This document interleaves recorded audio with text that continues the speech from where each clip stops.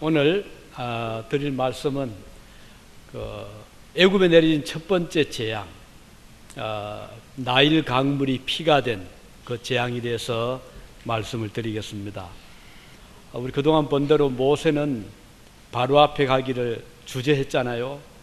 상당히 힘들어했고 상황이 그랬습니다. 모세는 지금 바로 그 애굽에서 도망을 왔잖아요. 사람을 죽인 다음에 도망온 신세고, 비록 40년의 세월이 흘렀지만 다시 돌아가서 바로를 만난다는 것은 대단히 모세로서는 어려운 그런 상황이잖아요. 그래서 몇 번씩이나 못 간다고 거절을 했지만 하나님은 기어코 모세를 보냅니다. 가라, 내가 너와 함께 하겠다.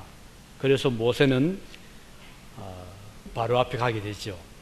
모세와 바로가 지금 만나게 되죠. 그런데 예측한 대로 바로의 마음은 아주 완강해서 모세의 그 요구를 이런 지하 한마디로 안 된다, 못 간다, 내가 너희 백성을 보내줄 수 없다, 이렇게 거절을 하게 됩니다. 하나님께서는 이미 이것을 예견을 하시고 몇 가지 기적을 보여주시는데, 그게 뭔가 하니 지팡이를 던져라. 아론의 지팡이를 바로 앞에 던져라. 그래서 지팡이를 던졌죠. 그랬더니 그 지팡이가 산뱀이 된 겁니다. 살아서 막 움직이잖아요. 이제 모세 생각에는 바로가 이것을 보면은 마음을 바꿀 거다. 자기가 온 것은 자유로운 것이 아니고 하나님이 보내서 왔다는 것을 바로가 알지 않겠는가, 이런 기대를 했는데 이 바로의 생각은 또 다릅니다. 이 정도 지팡이를 가지고 뱀이 되게 하는 것은 우리나라의 마술사들도 할 수 있다, 이렇게 생각한 거예요.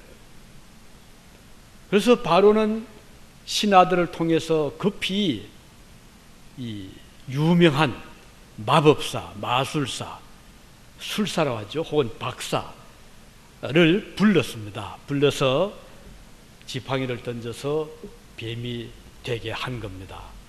그러니 모세가 만든 뱀이 움직이고 또 바로의 술사들이 던진 지팡이와 뱀이 서로 마주하게 되죠. 근데 어떻게 됐나요? 모세가 만든 그 뱀이요, 그 바로의 술사들이 만든 뱀을 다 삼켜버립니다. 그러니까 뭐 완전히 승리는 모세 쪽에 있게 된 거죠. 자, 그러면 웬만한 사람 같으면은 두려워하고, 그리고 보내주겠다라고 할 만한데, 이 바로는 하나님께서 말씀한 대로 마음의 그 강팍함을, 완악함을 버리지를 않습니다. 이 강팍하다는 이 본문의 말씀을 보면 원래 그 히브리어에는 하자크라고 하거든요. 강팍한 말 뜻을 하자크. 하자크란 말은 아주 마음이 완고한 또는 고집스러운 그런 뜻이거든요. 그러니까 마치 고집스러운 소처럼 자기 고집을 꺾지 않는 그런 성격을 말할 때 이 하자크라는 말을 사용을 합니다. 그래서 이 바로는 완고함을 꺾지 아니하고 계속해서 고집을 부리는 겁니다. 안 된다, 못 간다.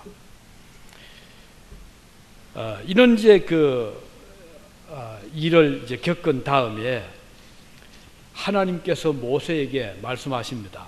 모세야, 그러면은 내일 이맘때에 아침에 일찍이 하숫가에 바로를 불러서 만나라 그랬습니다.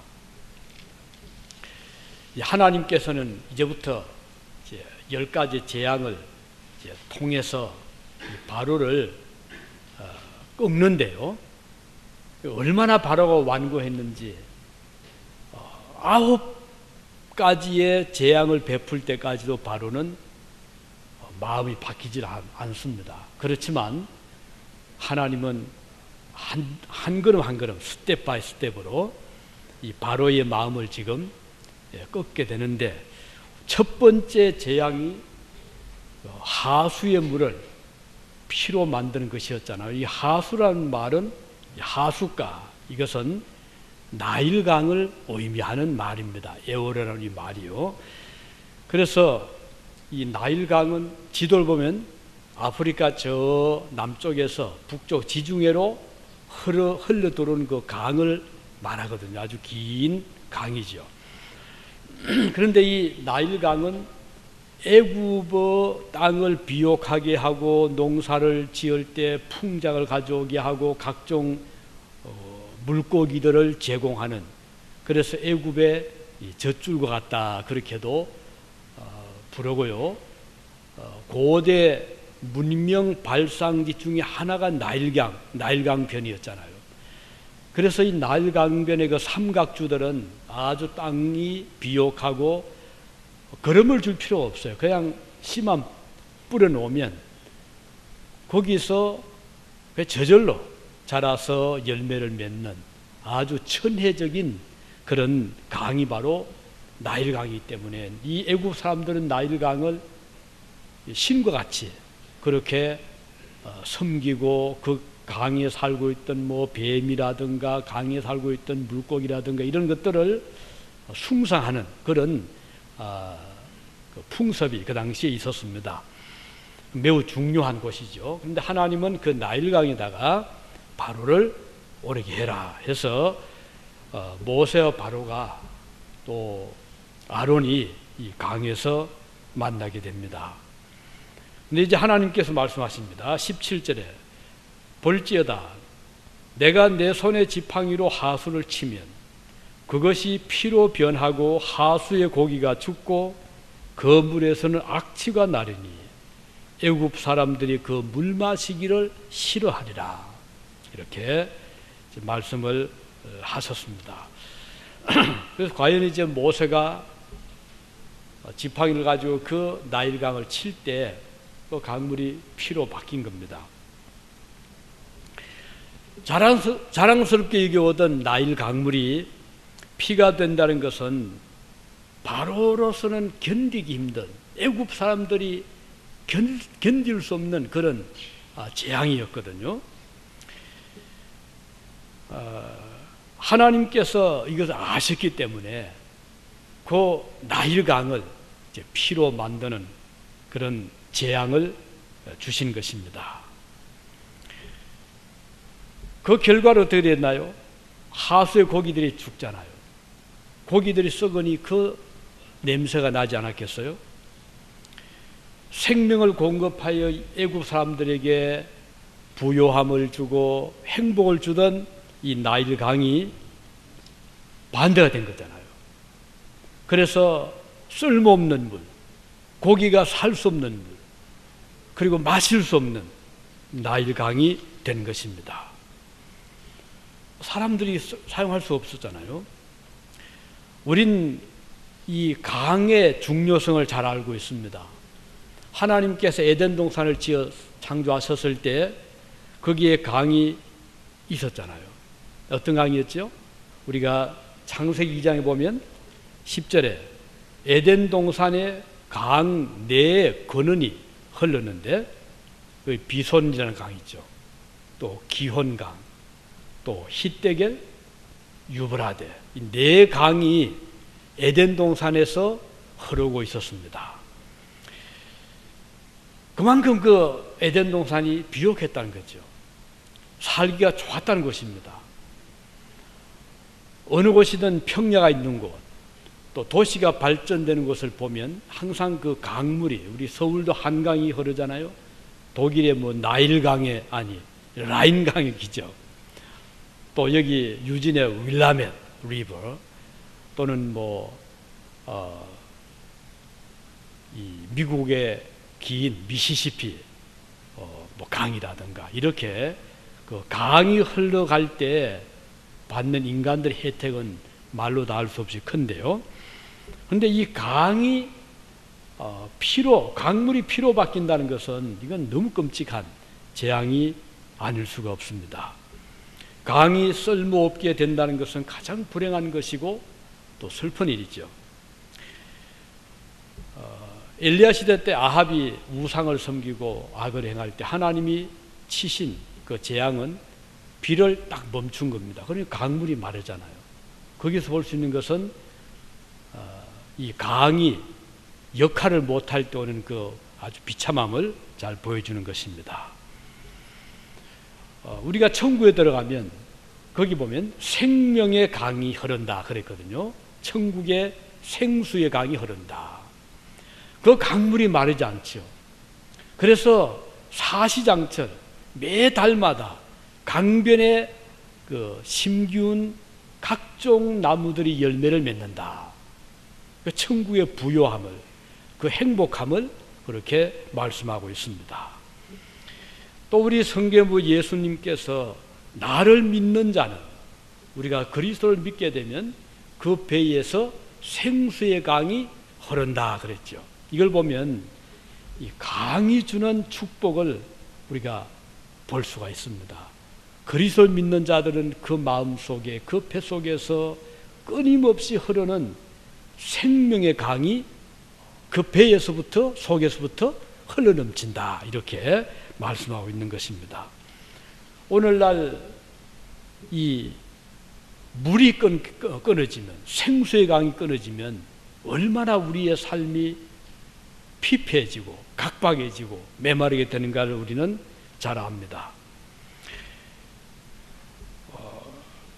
따라서 오늘 이 모세가 바로를 하숫가로 불러서 그 자랑하던 우리 애굽의 나일강, 아주 프라우드하던 그 강물 앞에서 그 물을 피로 바뀌게 한다는 것은 바로에게는 아주 치명적인 그런 재앙이 아닐 수가 없었습니다.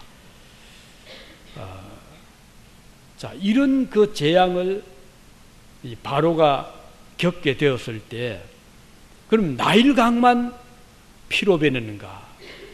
오늘 이 성경을 보면 애굽의 물들, 하수들뿐 아니라 운하, 이제 농산물을 끌어들이는 운하 있잖아요. 그리고 못, 레이크, 호수지요, 호수.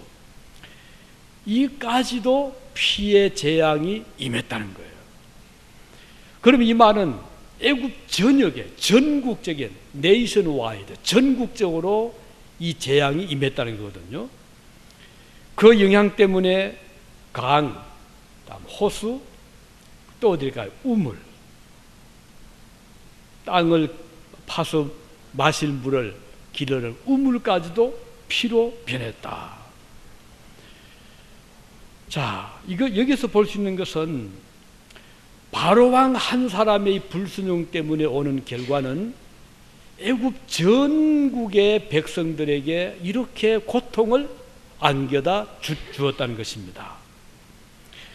마치 아담과 하와가 그 두 사람의 불순종 때문에 온 결과는 그 두 사람이 거친 것이 아니고 그의 후손들 모든 이 세상에 살고 있는 우리 모두에게 그 영향이 임했잖아요. 그래서 전 인류가 불순종의 죄에 동참한 것 같은 그런 효과를 가져온 것입니다. 자, 소돔 고모라 성을 멸망시키기 전에 하나님은 뭐라고 했죠?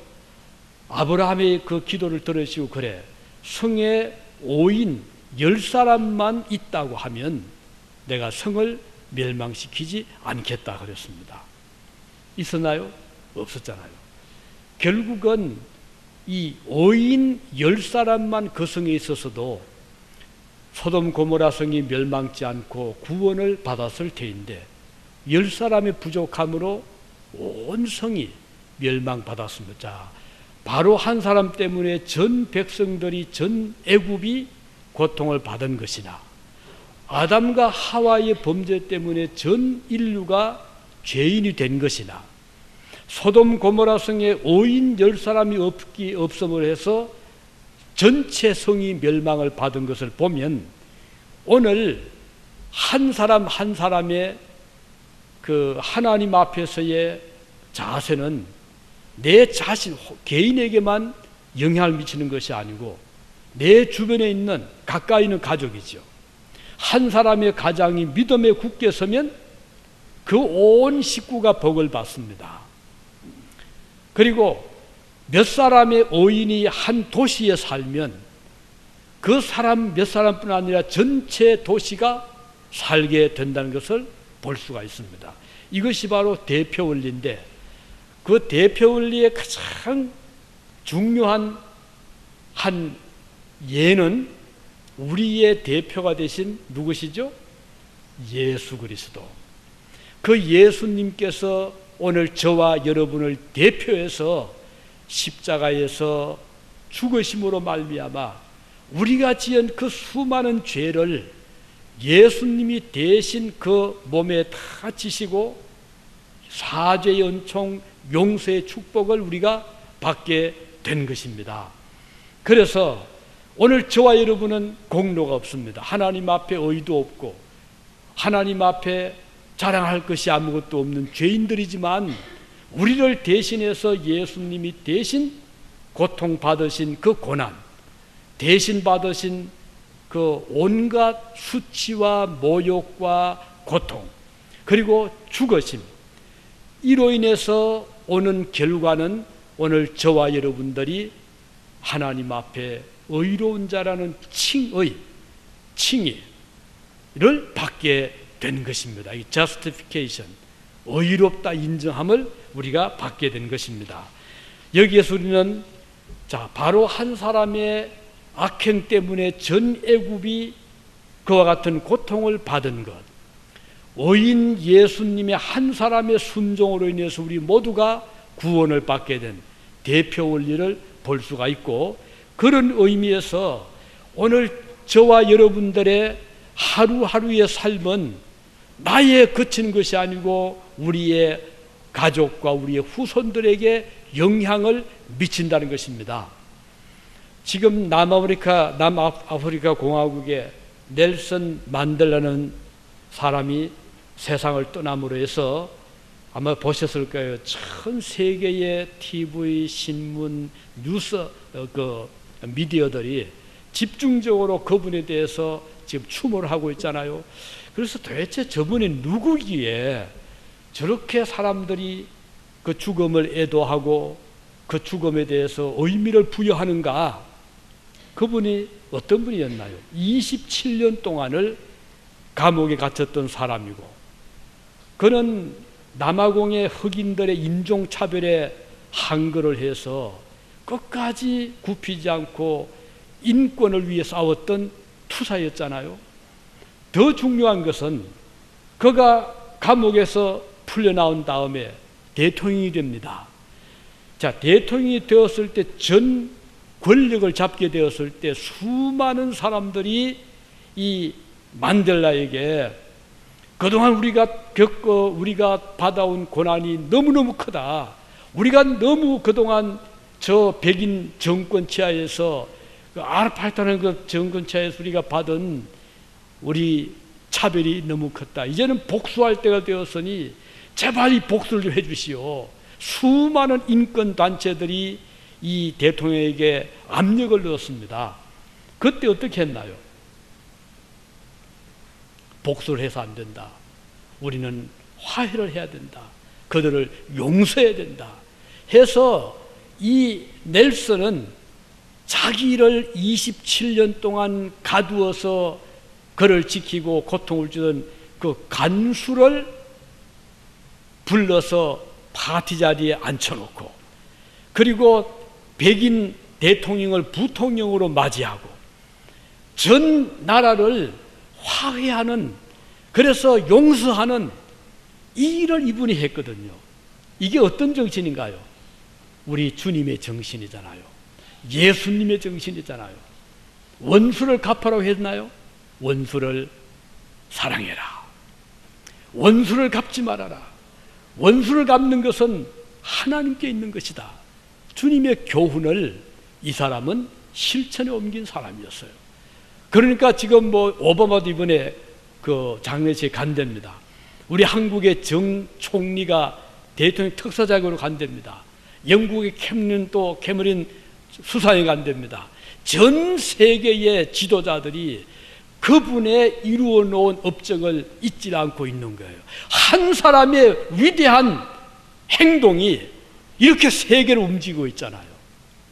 오늘 저와 여러분들은 믿음으로 살면 나 하나에 그치는 것이 아니고 여러분들의 가정이, 여러분들의 후손들이 복을 받는다는 것을 보여주고 있는 것입니다. 그래서 오늘 여기 바로 한 사람의 잘못된 결정과 불순종 때문에 전 애굽이 고통을 받고 전 애굽 사람들이 지금 물을 마시지 못하고 물을 구하기 위해서 사방 땅을 파야 되는 이런 비극을 우리가 보고 있잖아요. 만일에 이때 이 바로가 모세 앞에서 하나님의 명령을 받아들였다면 이런 고생할 필요가 없는 거예요. 복을 받았을 겁니다. 나라가 윤택해졌을 것이고 하나님의 축복이 맺었을 것인데 그는 하나님의 명령을 거역하고 오히려 불순종함으로 스스로 이런 재앙을 자초하게 된 것을 여기서 볼 수가 있는 것입니다. 십자가는 이렇게 가르는 역할을 해왔어요. 그를 받아들이면 구원을 받고 용서를 받는데 그 십자가를 부정하고 배척하면 결과는 어떻게 됩니까? 멸망을 받는 것입니다. 고린도전서 1장 18절에 보면 십자가의 도가 멸망하는 자들에게는 미련한 것이요 구원을 얻는 우리에게는 하나님의 능력이 된다. 그리고 빌립보서 3장 18절에 보면 바울은 말했습니다. 눈물을 흘리며 말하노니 여러 사람들이 그리스도의 십자가의 원수로 행하느니라. 자, 여기 애굽 나일강의 강이 피로 변함으로 이건 재앙이 피했잖아요. 마실 수가 없는 거예요. 아무 쓸모 없는 거예요. 그러나 예수 그리스도의 보혈은 그 피가 문설주에 뿌려졌을 때 애굽에 살던 모든 유대인들의 가정의 자녀들이 보호를 받았습니다. 장자들이 죽지 않았어요. 같은 피인데 양의 피, 어린 양 대신 그리스도의 보혈은 사람을 살리는 역할을 했고 이 재앙의 피는 애굽 사람들이 마실 수 없는 그런 피로 바뀌어진 것을 볼 수가 있는 것입니다. 자, 이제 술객들이 이제 왔잖아요. 그래서 이제 바로는 이제 술사들을 불러 모은 겁니다. 자, 지금 모세가 이 애굽 이 강물을 피로 만들었는데 너희도 할 수 있지 않겠느냐. 이 바로가 이렇게 또 제안합니다. 그럴 때 어떻게 했어요? 이 마술사들이 모여들어 가지고는 자, 앞서는 지팡이를 던져서 뱀을 만들었잖아요. 이번엔 물을 피로 너희들도 만들 수 있지 않느냐. 이 말은 뭔가 하니 바로의 생각에는 그래 모세 너만 할 수 있을 줄 아느냐. 우리도 있다 이겁니다. 그래서 술사들 불러 모았는데 이 술사들이 뭐 주문을 외우는지 해가지고는 진짜로 그 멀쩡한 물을 피로 피같이 만든 거예요. 그러니 바로가 어떻게 생각했겠습니까? 바로는 속으로 그래 모세 너만 하는 것이 아니야. 우리나라에도 이 정도는 할 수 있어. 이렇게 함으로써 결과적으로는 하나님을 더 멀어지게 하는 거예요. 이 술사, 이 점쟁이들 때문에 하나님을 더 대적하게 만든 거예요. 그러면 만일에 이 술사들이 모세가 만든 그 피로 된 강물을 맑은 물로 바뀌게 했다면 하나님과 싸움이 되는 거죠. 그런데 그건 못하는 거예요. 기껏 한 게 피로 만든 거예요. 그건 아무 쓸모 없는 거예요. 자, 사단이 기적을 할 수가 있습니다. 사단이 얼마든지 초능력적인 일을 할 수가 있습니다. 왜냐하면 귀신이 신이잖아요. 그래서 멀쩡한 사람 병도 들게 합니다. 미치게도 합니다. 정신을 잃게도 합니다. 그게 무슨 의미가 있나요? 초능력을 행한다고 다 신이 아닙니다. 이게 사탄이 할 수가 있는 거예요. 중요한 것은 하나님의 역사는 살리는 일을 하는 겁니다. 죄송합니다. 그런데 사단은, 마귀는 그 일을 못해요. 기껏 한다는 게 죽이는 일밖에 못하는 거예요. 이게 하나님의 일과 사탄의 일의 차이입니다. 초능력이 다 좋은 건 아닙니다. 인간이 못하는 거 한다고 그것이 다 잘하는 것이 아니라는 거예요.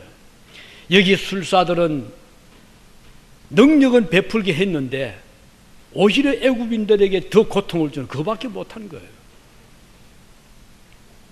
하나님의 능력을 막아내는 것은, 하나님의 능력을 보여주는 것은 이와 같이 기적을 베푸는 그것만이 아니라는 거예요.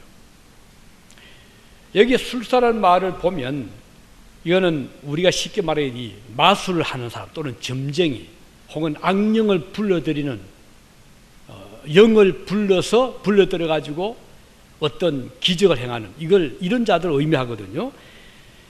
고대 바벨론이나 에집트에 이런 자들이 많이 있었어요. 이 사람들이 와서 사람들의 장래를 예언하기도 하고 또 병을 고치기도 하고 이렇게 했거든요. 우리 한국에도 요즘은 뭐 별로 못 보죠. 제 어릴 때만 해도 한국에도 이 점을 좋아하는 사람들이 있었어요. 감기만 걸려도 점쟁이를 부릅니다. 또 집에 무슨 일이 일어나면 점쟁이를 불러가지고요, 점을 해서 액을 뗀다는 거예요. 요즘은 그러지 않게 했더니 요즘도 보니까요, 국회의원들이 선거를 앞두면 어디로 가는 거 아니? 점쟁이를 찾아갑니다. 지금 21세기 현재도 그런 자들이 수없이 많아요, 한국에. 또 사업가들이 큰 사업을 앞에 두고 이 점쟁이를 찾아갑니다. 이거 하면 되느냐고.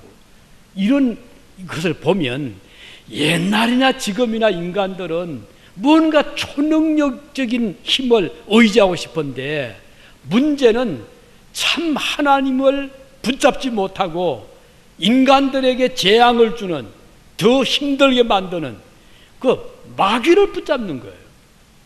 오늘 여기 바로는 하나님 앞에서 모세의 그 말을 듣는 순간 그 앞에 무릎을 꿇은 것이 아니고 술사를 불러들인 거예요. 하나님과 대적하겠다 이거죠. 얼마나, 이것은 계란을 가지고 바위 치는 것 같은 어리석은 일이 아닐 수가 없습니다. 오늘 저와 여러분들이 때때로 어떤 일을 당할 때 어떻게 해야 되겠습니까? 우리는 겸손하게 하나님 앞에 무릎을 꿇어야 됩니다. 하나님과 대적해서 누가 이기겠어요? 하나님께 고집 부려서 우리가 얻을 게 무엇이 있겠어요? 오늘 본문에 보면 이 마술사들 때문에 바로는요, 마음이 더 강팍해지고 더 악해지고 있음을 보게 됩니다. 모세와 아론 못지않게 자기들의 술사들도 물을 가지고 피로 만들었으니 굳이 모세의 말을 들을 게 있느냐, 아주 잘못된 쪽으로 생각을 이끌어 갔던 것입니다. 22절에 보면요, 바로는 왕궁으로 돌아가는데 거기 보면 22절에요, 이렇게 기록이 되어 있죠. 애굽 술객들도 자기 술법으로 그와 같이 행함으로 바로의 마음이 강팍하여 그들을 듣지 아니하니 여호와의 말씀과 같더라. 그 다음은 23절에 보면요, 바로가 돌이켜 궁으로 들어가고 그 일에도 관념하지 아니하였고, 여기 관념하지 아니했다, 이 말은요, 레브라 하는 말씀인데요, 히브리 말로 레브라는, 이 말은 무슨 말인 거 아니? doesn't matter, 그 말이 영어로 doesn't matter, 상관없다 이 말이에요. 그래, 네가 뭐 나일강을 가지고 피로 만들든 말든 우리도 할 수 있는데 doesn't matter, 상관없다. 얼마나 마음이 무지하고 어리석은 말이, 그런 말이잖아요. 다시 말하면은 마음에 두지 않겠다 이거예요. 모세니가 무슨 일을 하든 나는 상관하지 않겠다, 난 들어간다, 나는 왕궁으로 들어갈 거다, 이런 생각을 가지고 왕궁으로 돌아간 거예요. 하나님의 말씀을 무시한 것입니다. 이것은 하나님의 사역을 방해하는 사단의 방법입니다. 하나님의 능력을 무시하게 하고 권위를 업수여기는 그런 행동이죠. 자, 우리가 성경을 보면 사도들이 선교 활동할 때 때로는 여러 가지 이제 일을 만나는데 예수님의 이름을 빙자해서, 그러니까 프리텐드 한다 이거죠.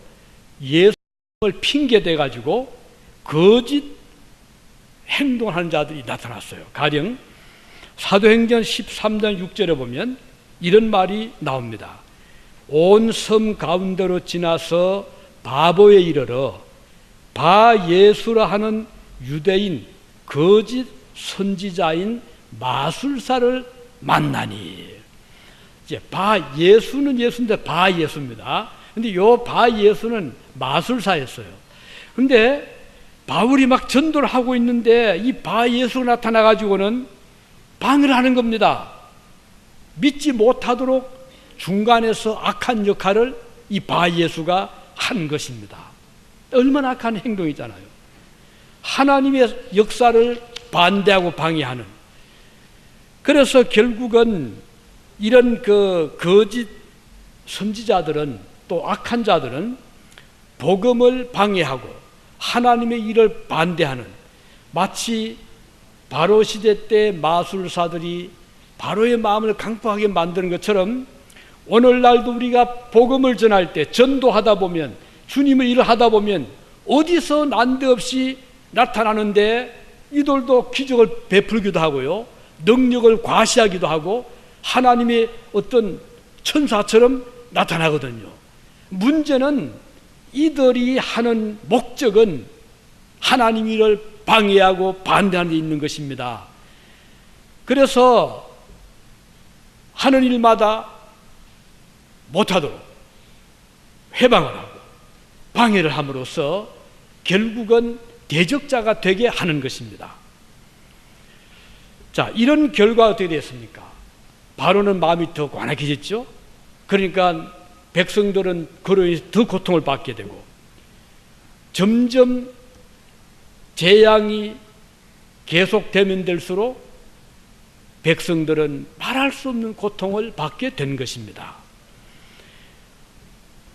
선교하는 곳, 진리 운동을 펴는 곳마다 이런 일들이 끊임없이 일어나 왔던 것입니다.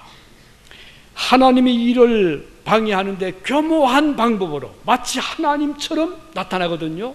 천사처럼 가장하거든요. 말도 잘하고 또 때로는 능력도 보여주고, 그러니까 사람들이 거기에서 막 쏙해 넘어가는 거예요. 이단들이 그렇게 하잖아요. 한국 요즘에 뭐 신천지 같은 거 대표적인 예입니다. 많은 이단들이 나타나서 자기들이 더 잘 믿는 것처럼, 자기들이 더 하나님의 일을 하는 것처럼 가장하거든요. 그런 결과적으로 보면 교회를 어렵게 하고 믿음을 무너뜨립니다. 그래서 믿음 생활 하던 자들로 하여금 믿음을 가지지 못하도록 만드는 거예요. 어떤 분이 거기에 빠지더니 하는 말이 그거예요. 이렇게 예수를 믿되 이 자기가 따라가는 이 신천지를 따라가 보니 너무 좋더라는 거예요. 이제 믿는 것 같더라는 거예요. 무슨 말이냐?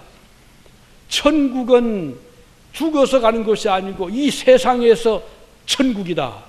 이런 말 하는 거예요. 성경에 그렇게 말합니까? 이단에 빠진 사람이 전에 기성교회 나갈 때는 믿는지 마는지 하다가 거기에 딱 빠지고 나서는 얼마나 열심인지 모릅니다. 전도한다고 매일 나갑니다. 그리고는 하는 말이 알고 보니까 천국은 죽어서 가는 것이 아니고 이 세상이더라. 이게 무슨 말이에요? 이게 큰 잘못된 거잖아요. 그래서 이 때로는 하나님을 대적하고 잘못된 그런 교훈을 가진 자들이 오히려 그것이 바른 것으로 착각을 하고 믿는 것을 방해하고 반대하는 이런 경우도 우리가 보는 것입니다. 이들은 겉으로 볼 때는 하나님의 말씀과 능력처럼 가장을 하지만 실상은 하나님을 대적하는 세력들입니다. 그 결과는 많은 사람들이 혼란에 빠집니다. 하나님의 복음을 믿지 못하게 합니다. 바로가 믿고 따른 것은 하나님이 보내신 모세와 아론이 아니라 사단의 종들인 술사들이었습니다.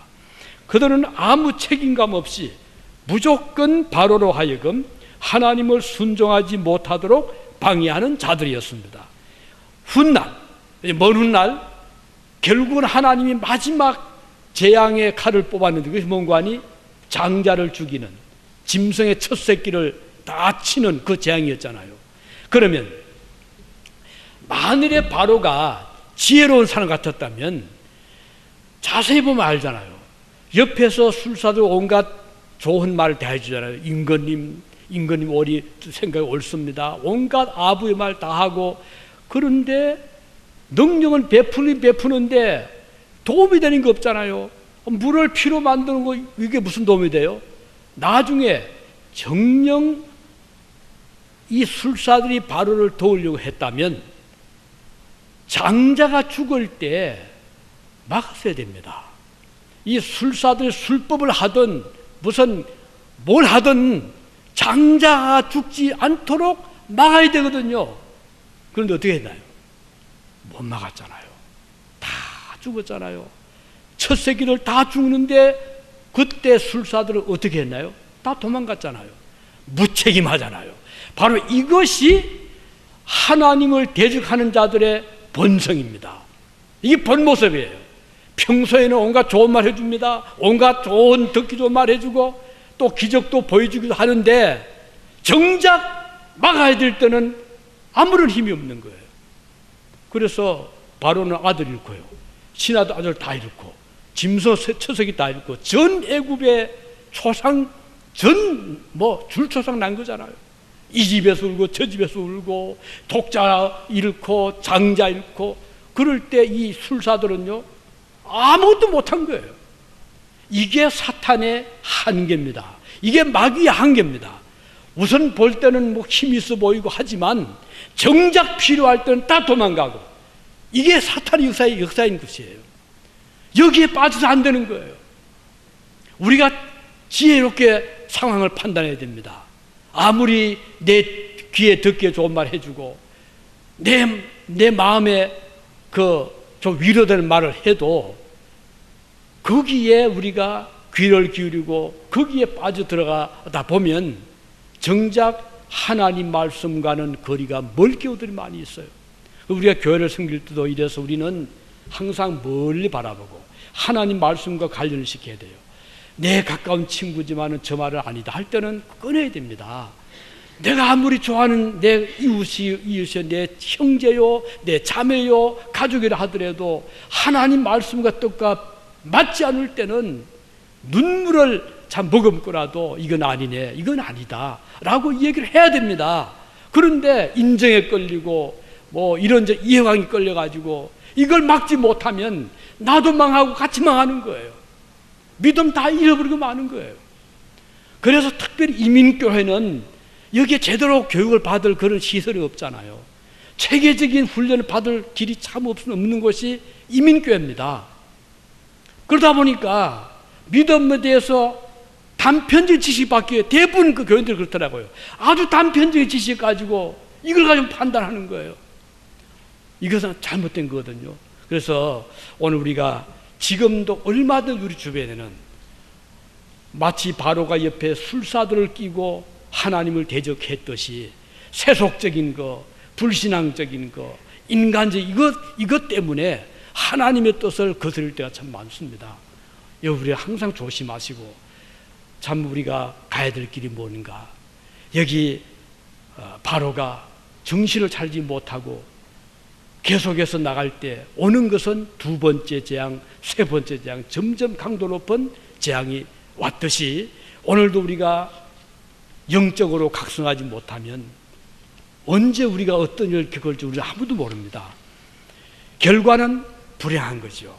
그래서 오늘 우리가 이 말씀을 생각하면서 참 하나님의 뜻이 뭔가, 하나님의 일을 회방하는 세력들은 책임감이 없다는 거 기억하시기 바랍니다. 어제 그저께 눈이 많이 왔는데 많은 사람들이 밖에 나가지 못했습니다.